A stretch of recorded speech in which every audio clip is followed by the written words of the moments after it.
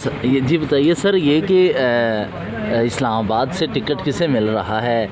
आप भी उम्मीदवार हैं। बड़े इश्यूज़ के ऊपर बात करूं, टिकट जिसको भी मिला वो सब का उम्मीदवार वही होगा जिसको टिकट मिलेगा, नंबर 1। नंबर 2 ये है कि आज भुट्टो रेफरेंस भी लगा हुआ है। एक शॉर्ट सा कमेंट मैं उस पर करना चाहता हूँ, आपको याद है, उससे मेरी यादें वापस हैं। कमेंट ये है कि भुट्टो रेफरेंस में अब मुझे तवक्को है पूरी सुप्रीम कोर्ट से कि उन्हें भुट्टो को इंसाफ मिलना चाहिए, शहीद को। अदालती मकतूल है और उसका सबब ये है कि एक साबिक वज़ीर-ए-आज़म के लिए एक टेलर मेड कानून बना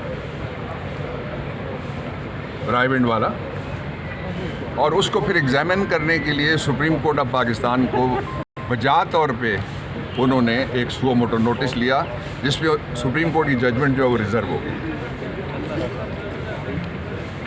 तो ये कैसे हो सकता है कि एक केस में जिसमें फ़ैसला हुआ उसमें रिव्यू खारिज हुआ, तायात नायली इकबाल शाह इसके सूबे का वो केस था, किया मैंने था सुप्रीम कोर्ट, उसको खोला जाए, और भुट्टो के केस में जिसमें फ़ैसला हुआ, रिव्यू हुआ, कहा जाए कि ये नहीं हो सकता। ये जो अमूमी उसूल है सारी दुनिया में वो है लॉ ऑफ पैरिटी, कि बराबरी का सलूक किया जाए। इसलिए मुझे पूरी कभी उम्मीद है और ख्वाहिश भी है कि भुट्टो को रिलीफ मिले और अदालती कत्ल को सुप्रीम कोर्ट अदालती कत्ल कहे और उनको बरी करना चाहिए। एक और इसकी बेशुमार मिसालें मौजूद हैं।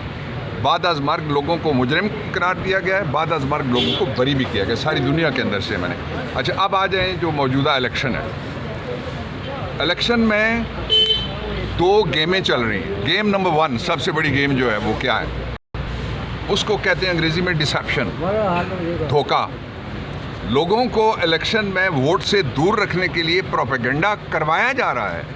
5 हुकूमतें बैठी हुई उस प्रोपेगेंडे का मौजूद हैं, और प्रोपेगेंडा ये है कि इलेक्शन नहीं होंगे, कैंपेन करने की इजाज़त नहीं होगी।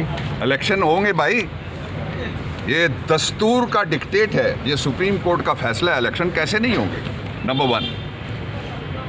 जो दूसरी गेम चल रही है उसको कहते हैं टेक्नोलॉजी ऑफ फियर। खौफ को टेक्नोलॉजी बना के लोगों को डराया जा रहा है कि आप बाहर नहीं निकल सकते, आप वोट नहीं डाल सकते, आप इलेक्शन नहीं लड़ सकते। और उसके लिए कुछ सियासतकार, मैं सियासतदान नहीं कहता, जो सियासतकार हैं वो मेहमान अदाकार का किरदार अदा कर रहे हैं। एक मेहमान अदाकार कहते हैं कि मुझे ख़तरा है, बताया गया, इसलिए मैं बाहर नहीं निकलूँगा। आप भाई, ख़तरा आपको वोटर से है, किसको पता है? वो पटवारी के एक बुजुर्ग का कॉल है, वो कहते हैं कि कोई किसी को नहीं डरदा, डरदे न अपने करतूता तू। 20 महीने में जो आपने हशर किया है पाकिस्तान की मैशत का, मुआशरत का, सियासत का, उस सारे से आप डरते हैं, और किस चीज़ से आप डरेंगे? दूसरा, जो थोड़ी सी कसर भी बाकी रह गई थी, जिसकी बुनियाद के ऊपर लोग कह सकें कि इलेक्शन फेयर, फ्री और ट्रांसपेरेंट है, वो कसर भी बदकिस्मती के साथ जो रेगुलेटर है इलेक्शन कमीशन, उससे निकाल दी है। मुझे ये बताएं, कभी कोई सिविल जज किसी खातून के हक़ में या ख़िलाफ़ फ़ैसला दे के अपील में सुप्रीम कोर्ट, हाई कोर्ट भागा है उसके पीछे? मुझे ये बताएं कि कभी कोई फ़ैसला करने के बाद जिसको सज़ाए मौत दे, सेशन जज अपील में फांसी घाट तक, सिवाय मौलवी मुश्ताक के, वो भी भुट्टो केस का हवाला देना पड़ेगा। उसने 5 ऑर्डर जारी किए थे, मेरे लॉ ऑफिस में पड़े हुए हैं, रिसर्च के दौरान मैंने निकाले थे, कि फ़लाँ तारीख फांसी दें, इतने बजे नहीं है, फिर फांसी दें, फिर दें, नहीं बच गया फिर दें। उसने मुख्तलिफ ऑल्टरनेट डेट जो रखे थे। तो इसलिए इलेक्शन कमीशन के पास वक्त है इस वक्त। मैं पूरे दर्दमंदी से उनको मुतवज्जो करना चाहता हूँ कि आप तारीख़ में ज़िंदा रह सकते हैं एक फेयर, फ्री, ट्रांसपेरेंट इलेक्शन के ज़रिए से।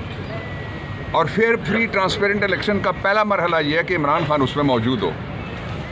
मैंने पहले भी ये कहा था, मैं दोहराना चाहता हूँ कि हर जुर्म में पैरोल पे लोगों को छोड़ा जाता है। आप इलेक्शन कमीशन अपनी अपीलें वापस लें इमरान खान के ख़िलाफ़, अपने एतराज़ात वापस लें, अपनी डिस्क्वालिफिकेशन वापस लें। लोग अगर उसको वोट नहीं देंगे तो वो किस तरह से जीतेगा?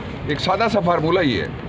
इसलिए फेयर, फ्री, ट्रांसपेरेंट इलेक्शन ये मैं पाकिस्तान तहरीक इंसाफ की तरफ से नहीं कह रहा, ये पाकिस्तान के वोटर की तरफ से मैं कहना चाहता हूँ। ये कौम पूरी कहती है, आप सारे, आपके दिल की ये ख्वाहिश है मुकाबला हो, मैदान सजे, सारे खिलाड़ी मौजूद हों, और अगर किसी को वॉक ओवर देने के लिए, इकबाल शाह आप किधर चले गए?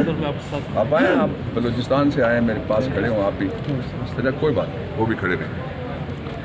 इन्होंने बड़ा काम किया जी इकबाल शाह ने वहाँ पे।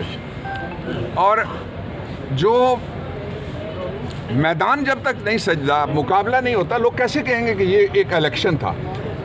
अब जो ये साइंस है फियर ऑफ नॉन इलेक्शन को टेक्नोलॉजी बना के जिस तरह से पेश किया जा रहा है, ये नहीं चल सकता।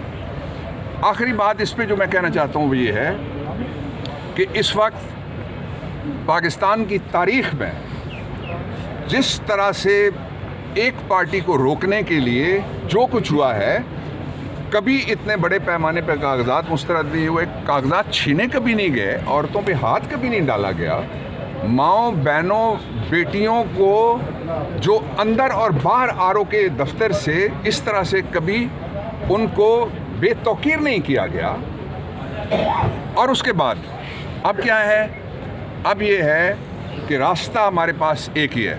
आप में से कोई पाकिस्तानी, मेरे समेत और आप समेत मैं भी ये चाहते हैं कि पाकिस्तान के हालात ठीक हों, लोगों को रोज़गार मिले। चोर बिठाने से रोज़गार नहीं मिल सकता, मनी लॉन्ड्रर के आने से डॉलर नीचे नहीं जाता, आपने तजर्बा कर लिया है। 40 महीने की टोटल हुकूमत थी पाकिस्तान तहरीक इंसाफ और इमरान खान की, और 20 महीने लगा चुके हैं, बल्कि 21वां महीना है लगा चुके हैं ये जो PDM की जो गवर्नमेंट थी।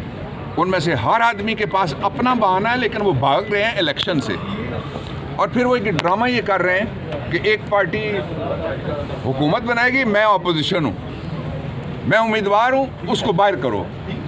इस तरह से जब तक इंक्लूसिव इलेक्शन नहीं होगा, पाकिस्तान उसको कबूल नहीं कर सकता, अवाम नहीं कर सकते, और उसको वोटर कबूल नहीं कर सकता, उसको दुनिया और बैनुल अक़वामी इदारे कबूल नहीं कर सकते। ये मौका है